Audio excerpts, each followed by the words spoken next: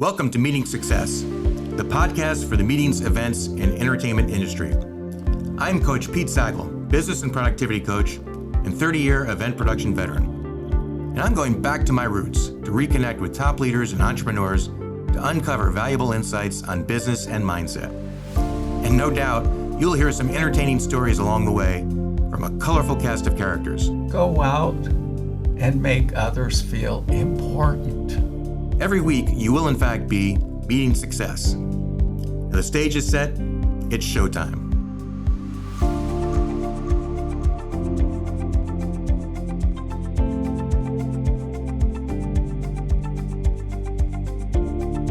Hey everybody, welcome to the show. I'm excited about today. I think you're going to learn a lot. I want you to get your notebooks out, your pens, get ready to write some notes. I got to say, I'm sitting next to a celebrity, Mary Gardner, nationally recognized speaker and public speaking coach. I'm going to go through some of your other many accomplishments, but just wanted to say thanks for being here, Mary. I'm so glad to be here. I'm so excited about it. Me too. I appreciate you coming in and sharing your expertise in this area. It's going to be a great conversation. Like I say, you guys are going to learn a lot. So again, I have to read from the sheet here because there's so much here on your background. We could just do some highlights. No, I think it's important to. Mary rose to prominence in the industry as an agent at Kepler Speakers and then founded the Coaches Certification Institute in Princeton, New Jersey, which I understand was the first business and life coaching and training school on the East Coast. Yeah. Avid communicator with a passion for helping others find their charismatic voice. I do. I love it. And we're going to talk about the charisma and all that too. Yeah. That's an interesting subject for people who want to be on video and on stage. Mary has worked to raise the profile of many executives, celebrities, professional athletes, influencers, and help transition them to new lucrative careers in the motivational speaking circuit. In her role as president of the Inspirational Speakers Academy, Mary created a workshop series that fast-tracks former professional football players into exciting new careers as professional motivational speakers. That was really interesting too. I want to talk about that a little bit. You draw your experience as a television and radio host, where she appeared on Nightline, The Today Show, CNN, ABC's 2020, CBS, Fox, and MSNBC. Addresses corporate and college audiences across the country, and her clients list include Goldman Sachs, Mercedes-Benz, Computer Associates, and many others. As a speaker coach, Mary has worked with astronaut Mark Kelly, professional athletes, this is really cool, Billie Jean King, Martina Navratilova. Good job. Navratilova. Yeah. I knew I was going to mess that one up. And I know tennis. Cool. Peggy Fleming, Bernard King from the NBA. Yep. Mike Hayes, I think, was an MMA fighter. Is that right? No, he's an NFL Hall of Famer. Mike Hayes? Raiders. Okay. Yep. And Randy Grimes, who was... Tampa Bay Bucks. Played for the Bucks, yep. Yep. Probably just an oversight, Mary, but I noticed my name wasn't on the list in your bio. That is totally an oversight. Yeah. We will get it corrected. I'll message my assistant immediately. Absolutely, because I did actually participate. That's how we met, actually. I participated in your speaker boot camp. That's right. And I don't want the listeners to take it the wrong way, because if I mess up and I say a lot and everything, it has nothing to do with your tutelage. You did the best you could for what you're working with, so again, welcome. Thank you. I'm looking forward to this conversation. I'm so happy for you. I'm so proud of you. Thank you. Really beautiful. A beautiful studio, and really, I'm so excited for you because I know that you'll do good things for the community and for leaders. Well, I appreciate that. Yep, I know. That's awesome. Thank you. I wanted to jump right into, because when you think about public speaking, right, you think so many people, list public speaking as their number one fear. That's right.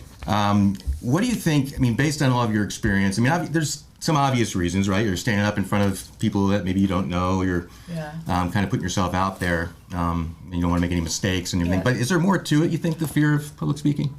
Well, according to the book of lists, it was number one. Mm-hmm. And so what Jerry Seinfeld said, our old comedian, he said, we've heard this before. Yeah. He said that if you, that means, the number one fear means that you'd rather be in the casket than giving the eulogy. Right. And so because death was number two. Public speaking was number right. one. Death is number two. You know what happens to people, and I do workshops and help people understand. And in today's world, we have to do more video, and a lot of people are terrified. Just when that red light comes on, Yeah. or standing in front of an audience, because what happens is your body starts acting. You get that fight or flight. Right. And so a lot of people get the clammy hands, the red necks, the sweaty, and they just freeze. I was gonna say, their the freeze is the voices, worst thing, yeah. shake or whatever. So yeah, it just happens to people. It's very common. So learning to manage it is the thing that we teach. And actually, that adrenaline is good because it helps you get up Right. and alert. Yep. It brings in that adrenaline to your brain, so you're alert. Convert it to excitement rather than the nervousness. Right? Exactly. Yeah. Exactly. Yeah, you hear that from a lot from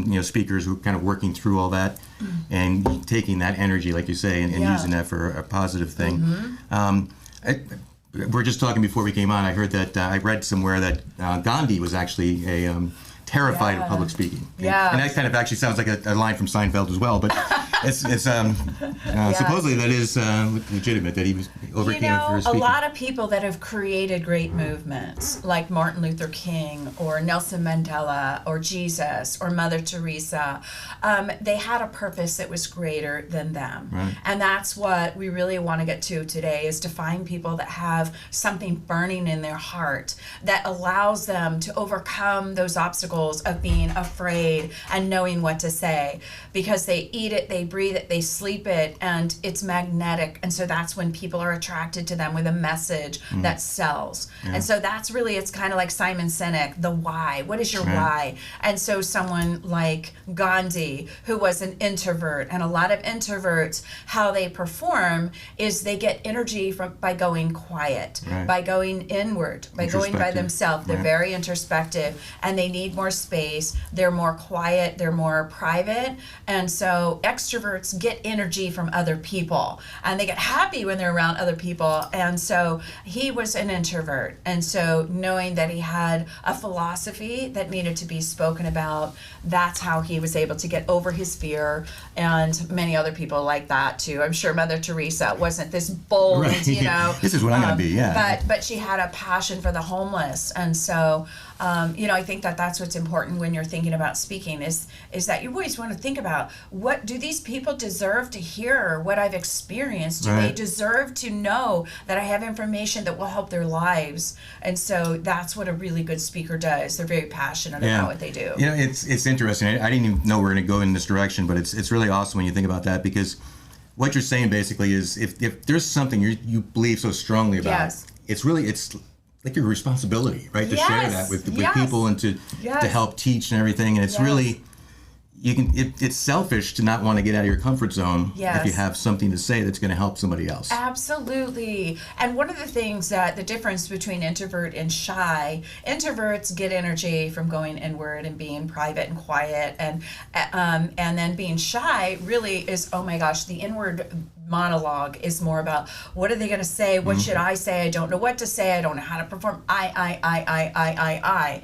And so when we're in a more leadership public position where you have that passion, you have experience, you have a strength and stuff to say, then you get over that by bringing value to people. And so the shy person who is also intimidated to speak, you want to think about, what is the value that I can bring, and how can I serve the people that are here? The people that I want to serve are, more important than me thinking about what to say. So then at that point, when I coach introverts, especially, or anybody, it's really about preparation. Right. What is the value? What are you going to say? What is the most important thing that you can give to that audience that's going to be a good takeaway, that's going to inspire them and lead them to a better position, life, career, what have you? Yeah, that's interesting. I mean, because I struggle with that. I mean, we've worked together a little bit a couple of years ago, I guess now.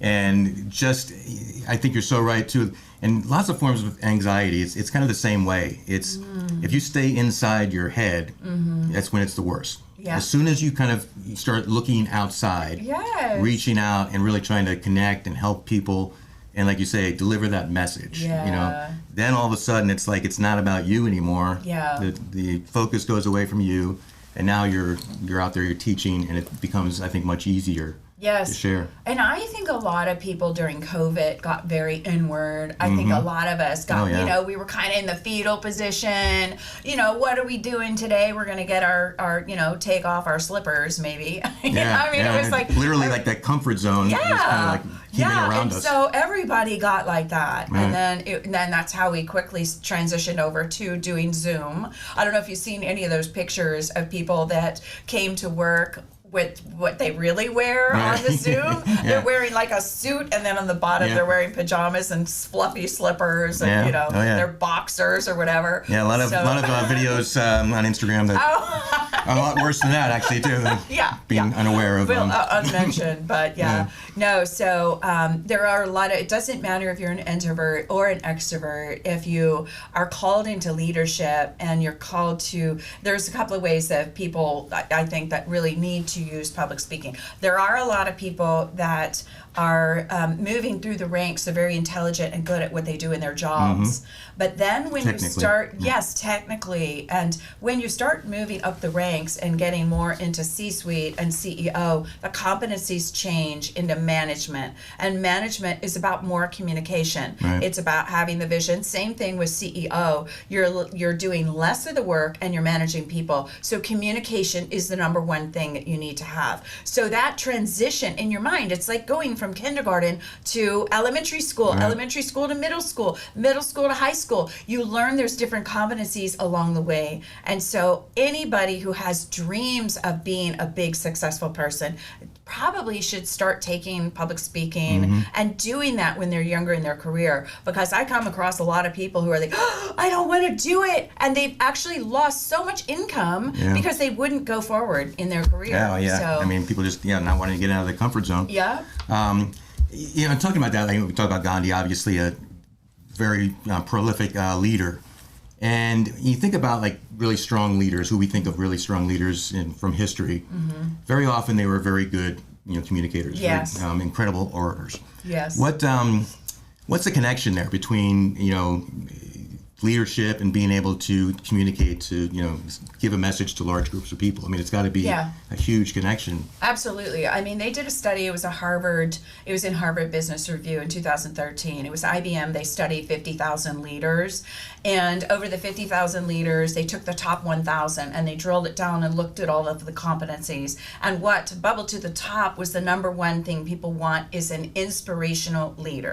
And so that is a series of competencies. It is about more communication, collaboration, casting the vision. So it is a person that is able to move into thinking about other people. What do they need? How can I get them going all in the same direction? Right. Communication is the number one thing. And going through history, like, it takes practice. It's not super easy, even like Reagan, who was one of our top presidents, who was a beautiful communicator. They said even when he left the White House, he had little 3x5 cards that were in his desk with quotes and metaphors and things like that. So it takes practice. People like Les Brown, he studied and memorized 400 metaphors, stories, stats before he went out and spoke. Right. Now he's able to speak and has been speaking for 40 years. It's almost like reading a language, right? I mean, like isms, I think you call it. Yes, right? Yeah. So, those are those leaders that know that inspiring people is a gift. And because especially in today's world, we need it so much. People are depressed. We have a loneliness epidemic. We have a depression epidemic.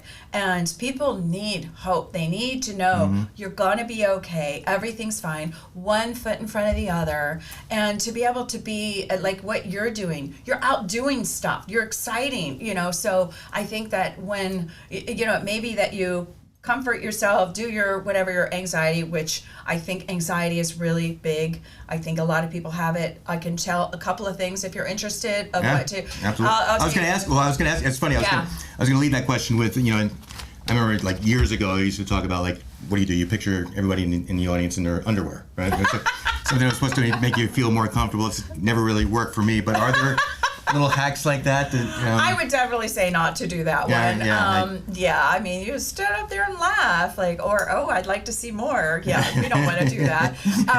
So in terms of your public speaking, the number one thing is preparation, is knowing your message. And you need to know like 26% more than what you're going to be talking about. You need to know a lot more. So it's better if you are a person that's in the field that knows it. If you're doing a keynote, you want to be able to practice and memorize it, practice it on video. One of the things I tell people is go watch yourself in a video. I mean, just in your bathroom mirror. Yeah. If you're boring yourself, you're boring other people. You know? I mean, and now it's like with phones and everything. I mean, you can so easy to video record yourself. Even back, years ago, you used to have to go get like pay a lot of money for recorders and stuff. But it's so easy now to get that feedback right away as well. And it's not comfortable. It's not having done it myself. I'm not comfortable watching myself on video and because I don't know what I'm expecting, but for some reason I don't like it, and I guess it's the way I sound and look to everybody, but it seems, different to me or foreign to me or whatever, but it is a different positioning, and it's a different elevation of your energy. And so when I'm working with like introverts, to be able to prepare before you go up on stage, so not only know your material and practice and have that fun, that fun punchline at the very beginning, that's going to be really powerful. But being energetic, and so if you're low energy, so when you're on camera, you want to bring more energy than just, hi, how are you? It's good to see you. Is that lead into charisma? Well, it does. It does. I always, if it's an introvert, I tell them go and move. Some of the things that like Tony Robbins does, and there's a couple of things that I teach. Tony Robbins, before he goes on stage, he's like, yes, I'm going to do this. This is great. So he tells himself. And then when he goes on stage, he does that too. Yeah. Who? He does that when he goes on stage too. Yeah. And he's doing that behind the scenes, punching his hands, excited. So that brings energy. Movement, so jumping up and down, all that kind of stuff. I had a client that was very introverted and would show up, hi everybody, it's good to see everyone. I hope you're all doing well. I'm like, okay, I'm bored. Like, get some energy going. So he changed it. He brought that in and storytelling to his meetings, and he ended up getting his boss's boss pulled him up into another management role. He got hired away really quick. This makes a difference to people. So I would say prepare your body beforehand so you can manage the energy. So that's by doing jumping jacks or whatever. The other thing is you can hold your body if you're on a podcast and you're nervous. I have to say I'm kind of self-conscious, during this whole process here, working with a professional like you.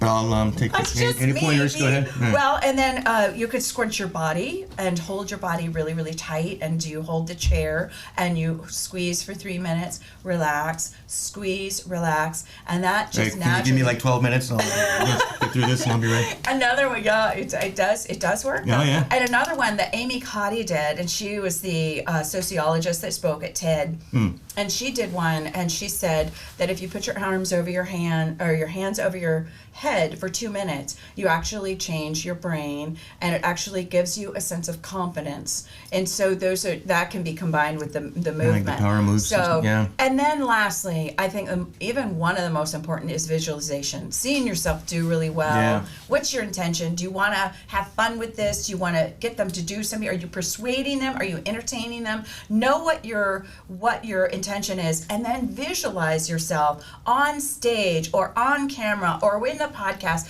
and visualize yourself having fun. And I would tell you, if you're not having fun in today's world, like that's what people want. They want to enjoy, what you've got to say and have fun with it. Right. And I think it's about showing vulnerability as well, right? I mean, we talk about that and kind of creating your story, like what what is that point? And again, I think that all kind of leads back to that passion of what you need to say. I mean, if you have something to say, again, it's your obligation to get that across and to help as many people as you possibly can. I love the vulnerability. Should we pop up on that topic? Absolutely. Let's go for it. Yeah. Okay, so vulnerability for men is not especially easy. And so a lot of men who are in leadership position rose through the ranks through accounting, through a left brain or legal or something like that.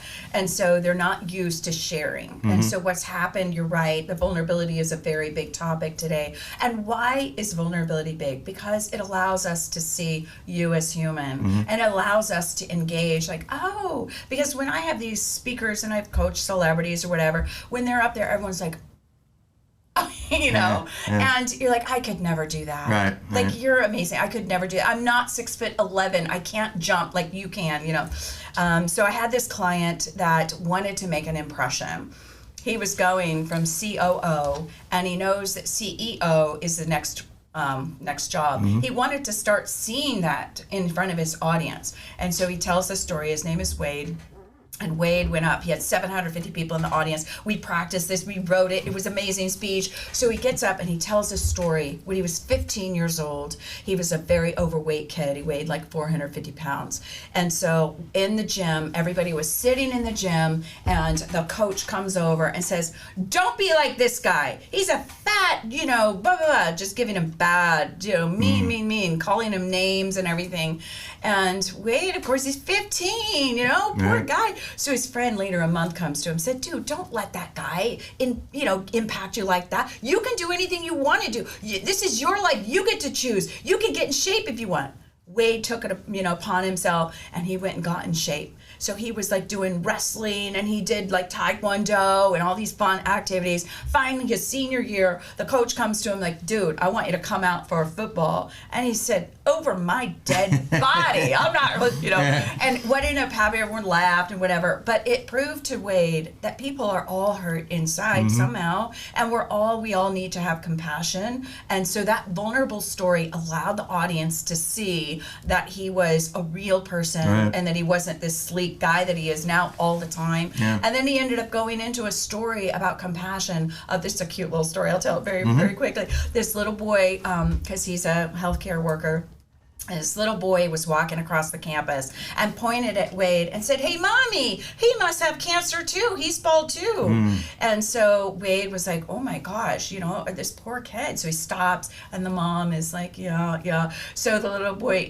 so Wade says to the little boy, he said, well, he said, what's your name? He said, Johnny. He said, well, Johnny, he said, being bald is a superpower. And he said, really? He said, what's my superpower, Mr. Wade? He said, well, your superpower is that you can make an adult laugh and smile anytime you want. He said, God, that's boring. What's your superpower? He said, my superpower is I have money in my pocket for ice cream anytime you want it. So let's go get ice cream. So they went and got ice cream. They treated everybody in the whole cafeteria, the nurses and everything, ice cream. Sadly, Johnny passed away. They did create an ice cream day every month for the hospital staff, and that would have been like 10 years later. But out of those two stories, Wade was able to encourage his company and his team and his organization that compassion is needed in healthcare. And then he did a challenge, because one of the things when you're doing a speech is giving a call to action at the end. And he said, will you sign the pledge? And people were high-fiving each other, hugging, crying, and ran to the back of the room and signed the pledge to do compassion in their work. And so one speech can change somebody's life and can change many people's life. That's amazing. And you hear that from, I think Ed Milet, yes, which I think he's a great podcaster and great speaker. He always talks about that he's very introverted, actually. And you see him on stage, you wouldn't know that. And again, I think it's that passion that really comes through. Yeah. And again, I think it's your obligation in life just to kind of share that light, as much as you can. And absolutely. What better way to do that than by, through communication and through speaking. It just seems like it's so important for anybody in any walk of life. Well, it makes you happy. Yeah. It makes you happy. To be able to share Yeah, and statistically, what they've said is that for a family of four, that you can, as long as your needs are met, it's like getting in a job that makes you find flow, so you lose track of time. You like that. That you have a community of supportive people, that you have friends, and then doing a job or having your needs met. Those three things. Did I tell you the three? Anyway, yeah. That's happiness is not, $75,000 is the max. Right, too. You don't have to make a lot of money. Right. It really is just simple. It's simple. Needs met, happiness. And I think if people do understand, because we look at social media like, oh my God, they have so much. I've got to do what they're doing. I've got to look like they're looking. And it's too much pressure. And I think that adds or goes back to the whole depression thing. That's why people are so overwhelmed and depressed. They're scrolling so much. They're getting ADD. They're like, I can't do it all. And then, they don't do anything. Yeah, exactly. And it creates that paralysis. And we were talking about that before the show, that I actually, struggle with ADHD, and it is a real thing that you get frozen and don't want to like go to the next step. Whether it's a failure or whatever it might be, but you have to kind of like learn. I mean, there's strategies you can learn to get over that and really make a bigger impact in the world. Does it help you in your career, or is it prohibiting you from doing something? ADHD? Yeah. It used to hinder me. Okay. It's interesting. So I was diagnosed just 2.5 years ago, approximately, at the age of 58 or so, and it was interesting because it was actually a relief. Because it gave me some reasons why I was feeling certain ways or thinking about certain ways, but it also created a need for me to do things differently. So I've developed something that now I share with clients that to help them focus, and it's interesting because ADHD is not a lack of focus. I'll be at my desk working on something, and it'll be like 10 hours later, my fiance comes home and is like, "Did you have anything to eat today?" It's like, "No, I forgot." Oh. So it's like I love that one. You're hyper focused on certain things when you like it. When it's enjoyable, and that's the thing. So it's a matter of going back, focusing on the right thing at the right time. Basically, is what is the kind of key to productivity. Because we all feel like we're busy, we're working hard, we're focusing on things, but it's focusing consistently on the right thing in the right time. So I mean, that's what I found to be the most So helpful. are you writing like what you're supposed to do every single day and saying I got to get through these things? Well, that's interesting too, and didn't mean to make this about me, but I love if you're asking, it's like well, a to-do list, for somebody with ADHD or just somebody that's extremely busy and just want to get things done, a to-do list can kind of become like crack. Because it makes you feel so good to check things off. Oh, okay. But then I'll notice sometimes I'll be like, okay, wake up. Have breakfast. Brush my teeth. Go to the, yes, I did it. And then if I do something that's not on my list, I go back and write it on the list and then check it off. So it's like I could wind up with 35 things done in a day, but I didn't really accomplish anything. Okay. So it's a balance. I do write things down. What would be the next step to get those top things? Like after you write the list. So I start with businesses. So I create a 21-point checklist, like a diagnostic checklist that we go through. And it's everything like from marketing, sales, building a team, whatever. Yep. And it's all things that are important. Yeah. But obviously you can't focus on all 21 things at once. So to make progress, I developed the key 3. So we sit with the client and identify, and I use some AI and stuff for the industry and everything that they're in, but we identify them specifically, their business, what are the top 3 things that we can work on that we need to focus on. It's cutting costs, it's whatever. Nice. And then over a period of 3 months, we just hyper-focus on this. We create a plan, a roadmap, and then we hyper-focus on those top 3. Yeah. And then they have and what's interesting about that is not only do they get like a strategy for knocking things out and making progress, but they also, it tends to give them a better picture or better look at the big picture as well. Oh, that's good. And I like the whole thing about, dream big and execute small. So again, focus is different. There's different levels of focus, different tightness and wide. And they're all important. You want to look at the big picture, right? Yeah. So sometimes you're up here, especially as an entrepreneur. Right.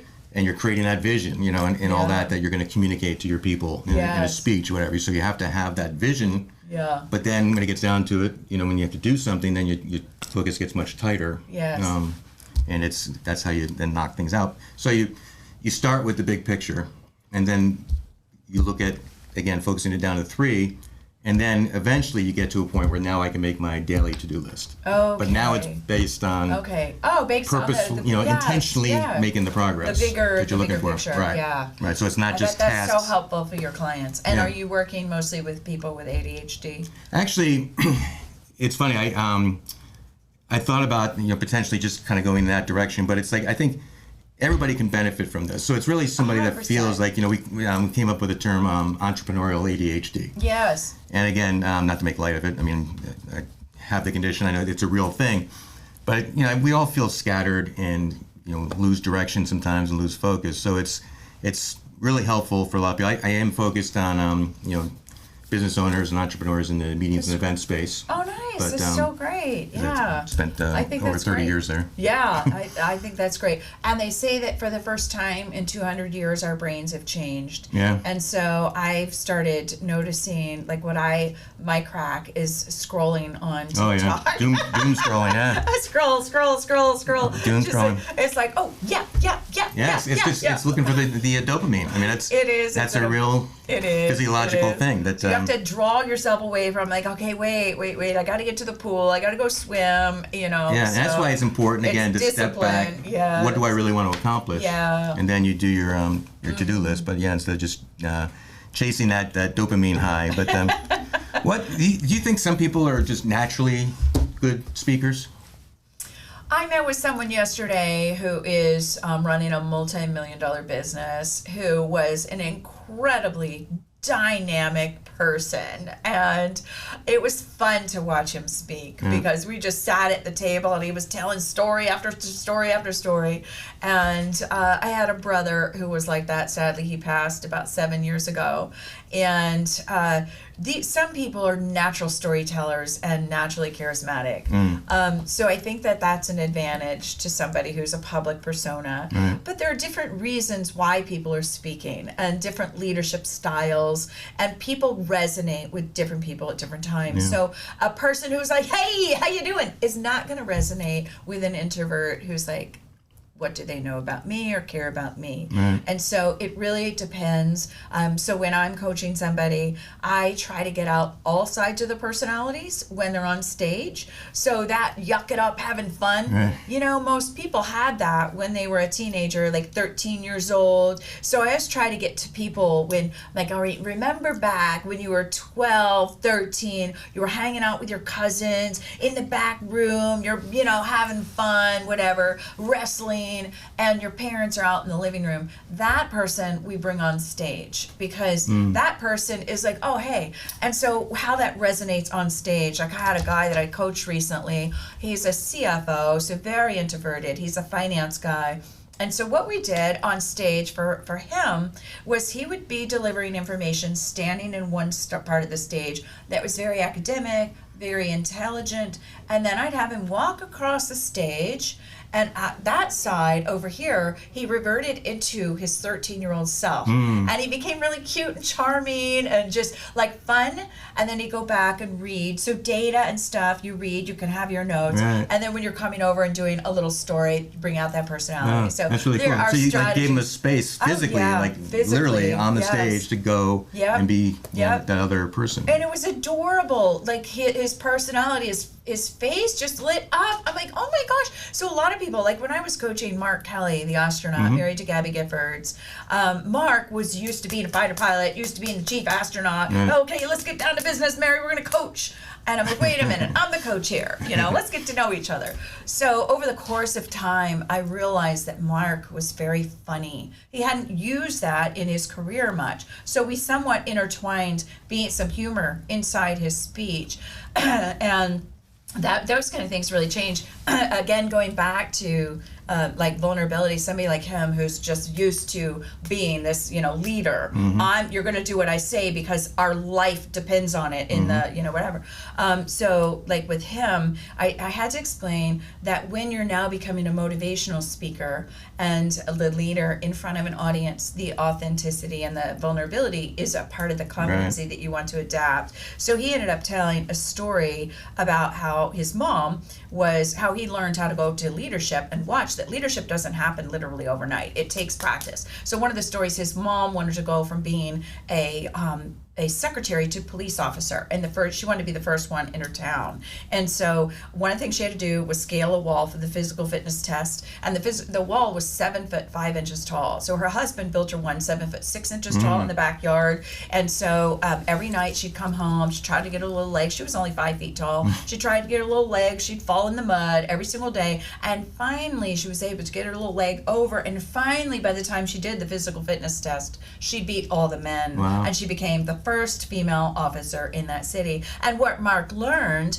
was watching his mom, who had such admiration for her, which, you know, when women are talking, or men are talking about their moms, their daughters, their wives, you know, you're like, oh, it's so cute. And so he learned that success takes time, and that we're going to mess up until we get there. We just keep going. Yeah. So it was a great story. And what happened for him was, I know you learned this in the boot camp, I told that story, but it's so impressionable on me that people were like, in the beginning, Right. like, okay, yes, you're famous, so good job, into, oh my gosh, this guy's amazing. And he went and made millions of dollars off of one speech from being that vulnerable and loving. Yeah, that's awesome. It's funny, I was going to actually run something by you here and see what you thought of this little theory I came up with on I call it like 3 levels of communication. And I like to think of it like, you know, when they hear you, you've touched their ears. When they laugh or cry, you have touched their heart. Oh. But when they are moved to act, you have touched their soul. Yes. Would you agree with that? That's kind of like that. It's beautiful. Absolutely. And that's the hardest thing, is to get people to actually act, especially in a world where you get everybody's attention is so grabbed. Yeah, and it struck me too when you're talking about vulnerability, and you know, nowadays with social media and, like I say, the ability just to videotape yourself on your phone and put it out on social media, people don't really look for the polished, you know, highly produced videos as much. You know, they're looking for those, you know, real people talking about their stories and being vulnerable and getting people to, you know, change their lives. I think it's That's right. It's an awesome time right now to be able to really is. do that. Yeah, and you were talking about TED Talks, you know, so. Yeah, I know you give a workshop on that. Yeah, as well, I partnered up with somebody. I haven't done a TED Talk. I'd coach people through it. Right. I'm going to need to do one at some point when I find something to talk about. But I think you have 1 or 2 things to talk about. I thought of something this morning. I wrote it down. I write it, you know. But TED Talks are great because a lot of the people, they're not looking for speakers. But they're looking for people that have experienced something and have tried something and have an idea. Right. And so it could be about the ADHD or something, how you manage it. Those are things that are topical for every person. Right. So it may not be that you'll go out into corporate America and make a lot of money, or potentially you could. There is a guy that I coached years ago who's now one of the top focus people out there, Kurt, forget his Steinberg, something like that. And he is a $25,000 speaker, all on ADHD. But TED Talk is about a big idea, and what happens, I just had a client that went out, they selected, it takes 3 months to get selected. Right. So you do a video application with your idea and why the organization or why that city would be interested in it. And then they select you and you say, okay, now you have 3 months to prepare, and then you come on site and they're coaching you before the thing. But this gal went out she's from Orlando, and she did a TED Talk in Utah, and they selected 23 people to come, and only 7 or 8 made it because they weren't prepared. So they had a lot of great ideas, but it doesn't matter that, you know, you got to be a good idea, rehearsed, you nail it, because you only have either 9 or 18 minutes, and it's a very strict kind of thing, but it's a great way to get your brand out there. Yeah, absolutely. And it's interesting. I think, you know, sometimes people think they can go one of 2 ways. Sometimes I think people kind of take for granted that they're going to just be able to go out there and talk about, you know, something they know. I mean, if they lived through something, or they, you know, research something and they have all the knowledge and they know about it. But there really is, I mean, it's not just about having the knowledge. Obviously, it starts with having, you know, an expertise on something, or knowing about something. But there really is so much science that goes into it. Yes. You know, when we see a great speech, I think sometimes instinctively we just know, oh, that was good. I mean, it makes us feel a certain way. Yeah. But it's just interesting to me how the structure and everything is put together. Yes. And I know you teach about that a lot. Yes. And like, you know, what you lead with, and you know, the pause, and like you say, you know, walking or not walking, and the arm movement. I mean, there's so much that goes into it.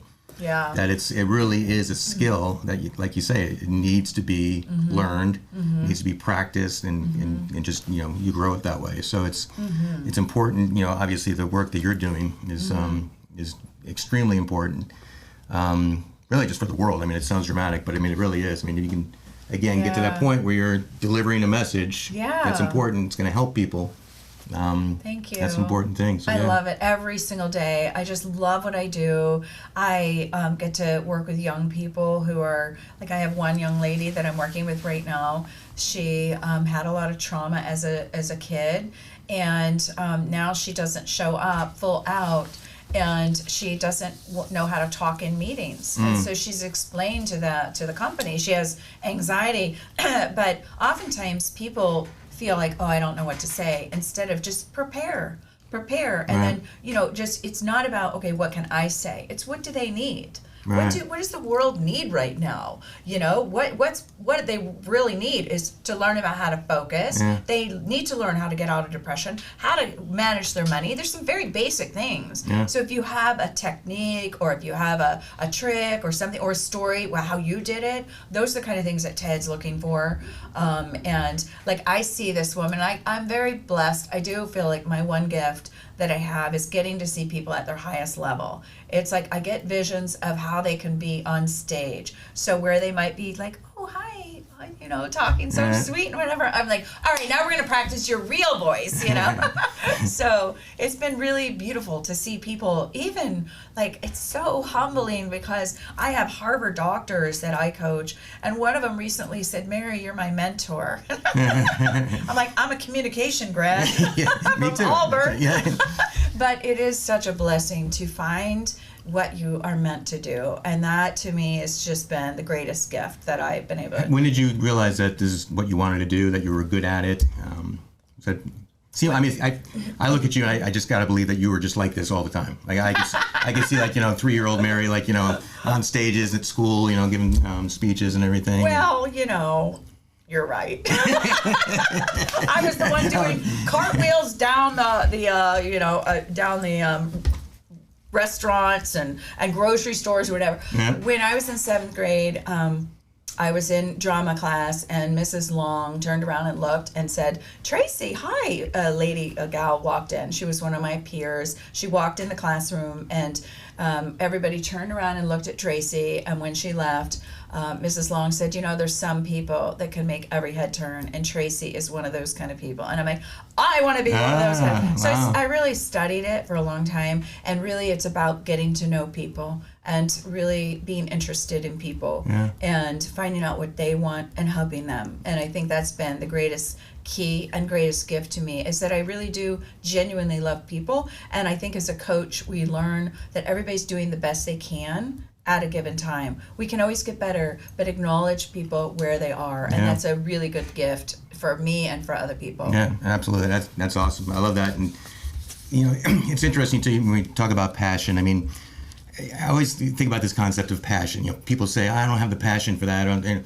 do you think that passion, and it could be different with different people. It sounds like you had a passion very early on to do this, but, I think passion sometimes is almost overrated.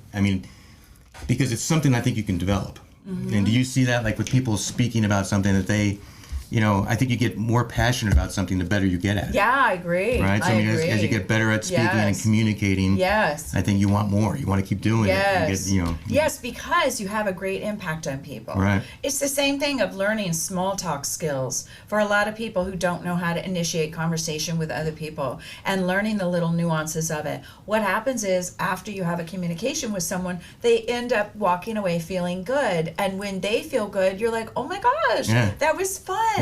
And the same thing happens on stage. You can write a speech, or you can deliver a message. Maybe you're doing a proposal to an engineering firm or to an airport, wherever, and you get up and you give the information.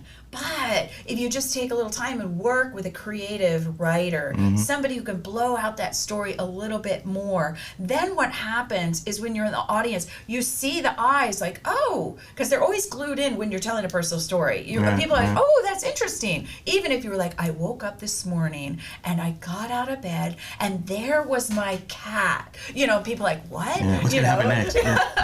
So that happened to me today. That's so cool. Exactly. So it does make you feel good to see other people enjoying themselves. I think for most people, it's connecting with other human beings. I always said that was like it's the biggest high I think I get. It's just like it could be like a spontaneous small meeting, like you see somebody, you know, in the store or something, and so like you just make a little small talk, and just like you hit it off, and something. But there's like that moment where you're connecting. It's like it just gives you like that high. Yes, I love that. And I think probably what I'm taking away from this the most, and we've talked about this before, but the whole thing about getting outside of yourself. You know, what is it your audience needs to hear from you? I think if to leave everybody with something, it's just to understand that when you're up there, it's so easy to like get caught up in yourself. On the inside, I'm nervous, I'm not going to be good at this, blah, blah, blah. But if you start shifting that away from, inward and really, okay, what can I leave?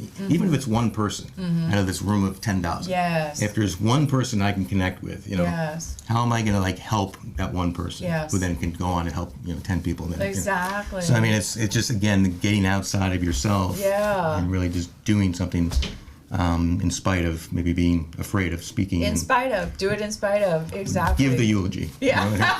That's good. So what are you working on these days? What are you offering? And well, I am working. I have a couple of things that are fantastic that we're doing. I have a Masterclass that is running for the year, and we have a webinar every single Wednesday. So you can catch me on LinkedIn, Mary Gardner Communications, and that's so great because all the speakers are getting together and they're talking to each other and spending a lot of time helping each other with their storytelling and their speaking. And then we have in-person events. The first one we've got is in February 2nd and 3rd. We also have events all throughout the year, and those are about you doing, it's Storycraft Summit, and it's all about you as a speaker and you becoming successful on stage. So lots of practice behind the scenes. So when you get out on stage, you're going to be fantastic. That's awesome. And I would add too that, again, going through the boot camp and everything, regardless of whether you want to actually, go out and speak to thousands of people on stage or whatever. I mean, there's so much to be,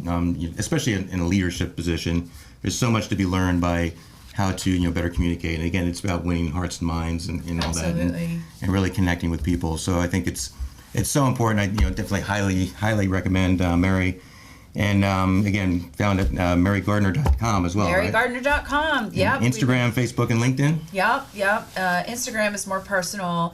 The LinkedIn is where we do a lot of our business and share with people. It's really more of a business site, but we'll take everybody. We love to share the good word of helping people feel at their best and finding their purpose and spreading good inspiration. Our company is that we inspire the inspiring. So people who are driven to inspire people. We like to be the muse behind the scenes, the support, and help them learn how to build a business, make money, and inspire the world through effective communication.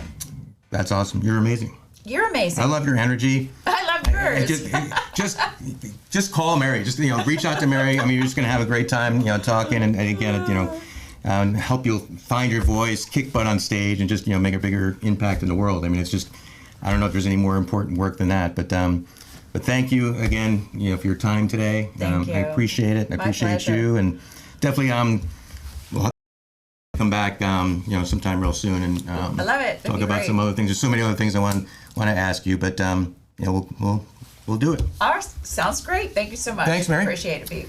And thank you to Josh Pies at C47 Digital Studios, the home of this podcast, by the way. And also check out Josh's podcast. It's called Bootstrapped Unicorns. And thank you to our engineer, Tony Golden. We like to call him Golden Tony. And of course, thank you to our listeners and our viewers. And I hope you enjoyed meeting our guest today, Mary Gardner. And I hope you enjoyed meeting success. And this is Coach Pete saying bye for now.